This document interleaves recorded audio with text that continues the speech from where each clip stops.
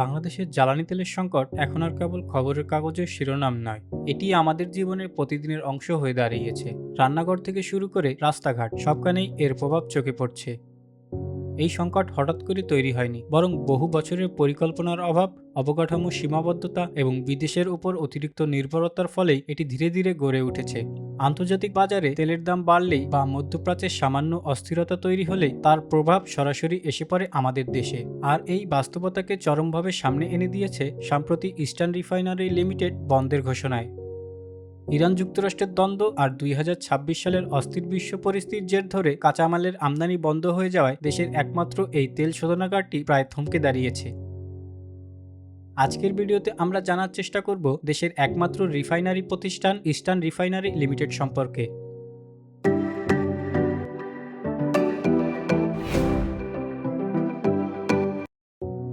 বাংলাদেশে যে পরিমাণ জ্বালানি তেল ব্যবহার হয় তার বড় একটি অংশই সরাসরি পরিশোধিত অবস্থায় বিদেশ থেকে আমদানি করা হয়। দেশের নিজস্ব পরিশোধন সক্ষমতা খুবই সীমিত, আর সেটাও নির্ভর করে একটিমাত্র প্রতিষ্ঠানের উপর। সাম্প্রতিক সময়ে বৈশ্বিক উত্তেজনার কারণে তেলের জাহাজ দেরিতে পৌঁছানো বা সরবরাহ বন্ধ হয়ে যাওয়ায় দেশের একমাত্র তেল শোধনাগার উৎপাদন কেন্দ্র ইস্টার্ন রিফাইনারি লিমিটেড পুরোপুরি বন্ধ ঘোষণা করা হয়। ১৯৬৮ সালে তৎকালীন পাকিস্তান সরকার এই রিফাইনারিটি প্রতিষ্ঠা করেন, যাতে এই অঞ্চলের জ্বালানির চাহিদা স্থানীয়ভাবে কিছুটা হলেও পূরণ করা যায়। ফরাসি কোম্পানি টেকনিপ এটি নির্মাণ করে এবং বর্তমানে এটি দেশের মোট জ্বালানি চাহিদার মাত্র ২০% পূরণ করতে পারে, যার দৈনন্দিন পরিশোধন ক্ষমতা প্রায় ৩৪,০০০ ব্যারেল। কার্যত এই একটি প্রতিষ্ঠানই সারা দেশের জন্য পরিশোধিত জ্বালানি সরবরাহ করে থাকে। চট্টগ্রামের কর্ণফুলী নদীর তীরে গড়ে ওঠা এই কারখানাটি আসলে পাকিস্তান আমলের একটি শিল্প উত্তরাধিকার। ১৯৬০-এর দশকে পূর্ব পাকিস্তানের শিল্পায়নের অংশ হিসাবে তৎকালীন রাষ্ট্রপতি আইয়ুব খান এই রিফাইনারি স্থাপনের উদ্যোগ নেয়, যা ১৯৬৮ সালে আনুষ্ঠানিকভাবে চালু হয়। সে সময় পাকিস্তানের রাষ্ট্রীয় তেল কোম্পানি এবং প্রযুক্তিগত সহায়তায় ফ্রান্সের প্রকৌশলী প্রতিষ্ঠান এই রিফাইনারি নির্মাণে সহায়তা করে। শুরু থেকেই এটি দেশের একমাত্র তেল শোধনাগার হিসেবে কাজ করছে, যার বার্ষিক সক্ষমতা প্রায় ১৫ লাখ টন অপরিশোধিত তেল পরিশোধন করা। সময়ের সাথে কিছু আধুনিকায়ন হলেও মূল কাঠামো প্রায় একই রয়ে গেছে, যা আজকের চাহিদার তুলনায় অনেক কম। এই রিফাইনারিটির প্রস্তাবিত আয়ু ছিল মাত্র ৩০ বছর, অর্থাৎ ১৯৯৮ সালের মধ্যেই এটি অবসর নেওয়ার কথা। কিন্তু অন্য কোনো প্রতিষ্ঠান না থাকায় এই একমাত্র রিফাইনারি বহু বছর ধরে দেশের জ্বালানি ব্যবস্থার এক প্রকার শেষ ভরসা হিসেবে কাজ করছে। এই রিফাইনারি শুধু ডিজেল বা পেট্রোলই তৈরি করে না, এর ভেতরে এমন কিছু ইউনিট রয়েছে যেগুলো বিটুমিন, জেট ফুয়েল, এমনকি শিল্প কারখানায় ব্যবহৃত বিশেষ ধরনের পণ্যও তৈরি করে। অর্থাৎ এটি শুধু একটি জ্বালানি কারখানা নয়, বরং একটি বহুমুখী শিল্প কমপ্লেক্স। স্বাধীনতার এত বছর পার হয়ে গেলেও নতুন কোনো বড় রিফাইনারি গড়ে না ওঠায় এই একটিমাত্র স্থাপনাকেই দেশের বিশাল জ্বালানির চাহিদা চাপ বহন করতে হচ্ছে। আর এ কারণেই ইস্টার্ন রিফাইনারি শুধু একটি কারখানার নাম নয়, এটি বাংলাদেশের জ্বালানি নিরাপত্তা, সীমাবদ্ধতা আর সম্ভাবনার একসাথে মিশে থাকা এক বাস্তব গল্প। দেশে যে পরিমাণ জ্বালানি তেল ব্যবহার করা হয় তার প্রায় ৭০-৮০% সরাসরি পরিশোধিত অবস্থায় বিদেশ থেকে আমদানি করা হয়। প্রতি বছর প্রায় ৭০-৮০ লাখ টন জ্বালানির চাহিদা রয়েছে, অর্থাৎ যতটুকু তেল শোধন করা হয় তার তুলনায় কয়েক গুণ বেশি তেল বাইরে থেকে প্রস্তুত করে আনা হয়। এতে একদিকে যেমন দ্রুত চাহিদা মেটানো সম্ভব হয়, অন্যদিকে দীর্ঘমেয়াদে এটি দেশের জন্য ব্যয়বহুল হয়ে দাঁড়ায়। স্বাধীনতার ৫০ বছরের বেশি সময় পার হয়ে গেলেও এই একটি রিফাইনারির উপর পুরো দেশের নির্ভরতা থেকে গেছে। এটাই সবথেকে বড় বাস্তবতা। এই একমাত্র রিফাইনারি মোট চাহিদার একটি ছোট্ট অংশ সরবরাহ করতে পারে। সাম্প্রতিক সময়ে যুদ্ধ পরিস্থিতিতে দেখা গেছে কাঁচা তেলের সরবরাহে সামান্য বিঘ্ন ঘটলেই উৎপাদন বন্ধ হয়ে যাচ্ছে, যা দেশের জ্বালানি নিরাপত্তাকে ঝুঁকির মধ্যে ফেলে দিচ্ছে। এই পরিস্থিতিতে সরকার বারবার বলেছে যে দেশে বড় ধরনের সংকট নেই, কারণ বিকল্প হিসেবে পরিশোধিত জ্বালানি আমদানি বাড়ানো হয়েছে। কিন্তু বাস্তব চিত্রে মাঝে মাঝে ভিন্নতা দেখা যায়।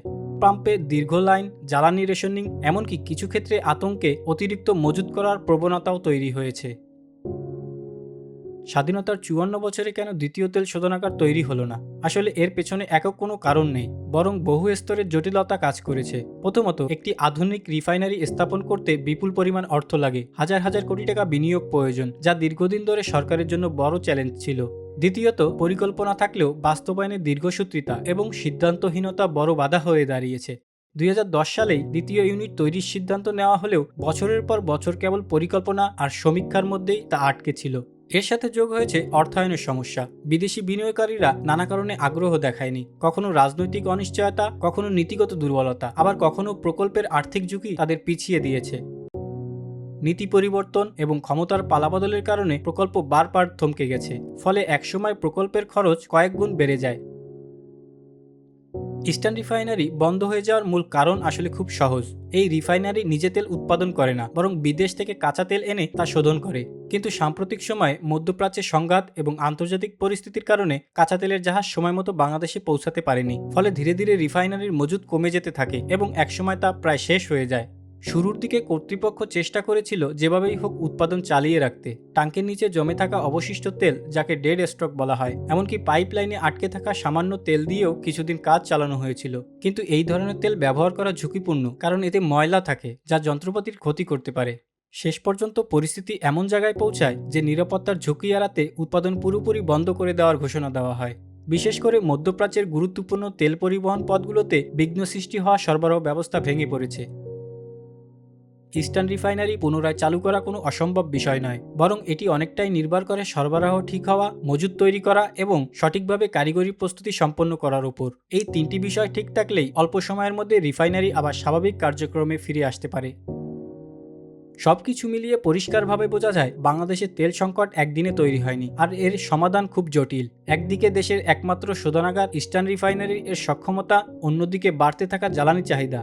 এই দুইয়ের মাঝখানে পড়ে পুরো দেশকে এখন আমদানি নির্ভর অবস্থার মধ্যে দিয়ে থাকতে হচ্ছে। দীর্ঘদিনের পরিকল্পনার অভাব, ধীরগতির বাস্তবায়ন আর নীতিগত দুর্বলতা এই সমস্যাকে আরও জটিল করে তুলেছে। তবে বাস্তবতা যতই কঠিন হোক, এখান থেকেই পরিবর্তনের সুযোগও তৈরি হয়। যদি সঠিক সময়ে সঠিক সিদ্ধান্ত নেওয়া যায়, নতুন রিফাইনারি গড়ে তোলা যায় এবং জ্বালানি খাতের দীর্ঘমেয়াদী পরিকল্পনা বাস্তবায়ন করা হয়, তাহলে ভবিষ্যতে এই নির্ভরতা কমানো সম্ভব। না হলে একই সংকট বারবার ফিরে এসে সাধারণ মানুষের জীবনকে আরও কঠিন করে তুলবে।